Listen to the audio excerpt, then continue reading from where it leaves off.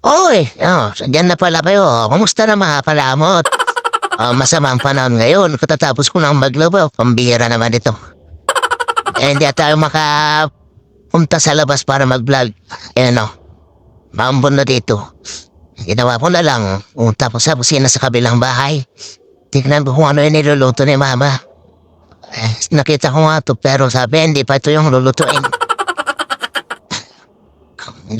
Ito nakita ko yung patola dun sa rep. Kinuha po eh.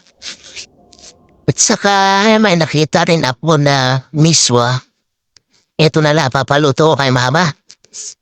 Yan ay pa eh. Daman pang lamot na. Binigyo lang tamat tato yan.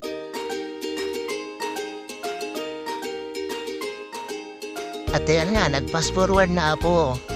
Luto na yung linuto ni mama. Ayaw magpa-video ni mama kasi camera siya. Agawa mo, hindi. Sinabi ganyan, bakit? Namang kami. Ang matunay na maramit kay tutudo kami nito eh. Ang naapag-apan niya bala yun. At, oroy, pulot. Alapag ko muna saglit. Init, sobra. Sabi. Diyan na nga, tuloy na ako pupunta sa bahay. Siyempre na naman yung kulam ko. Ito na nga, nilapag ko na dito sa may table namin. Kulang ako ng pinggan at saka kutsara at tinidor. And tinawag ko na nga si ibakot ko. And kakain na kami. Ang sarap. Suga naman tayo, walang ibang magawa kundi kumain pag ganito umuulan eh.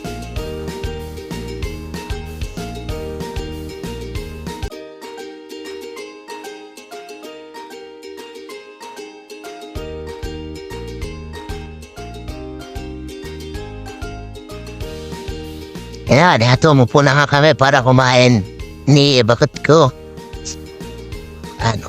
Mainit-init pa yung pagkain. Ayun.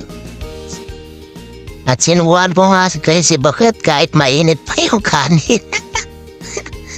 Init sabi niya. At ayun lang po for today mga kalamot. Wala tayong ibang may vlog. Walang magagawa. Hindi tayong makalawas para mag-vlog kasi umuulan. Mangan kayo mo din, baka mabisin kayo. Bye-bye! Thank you very much for watching.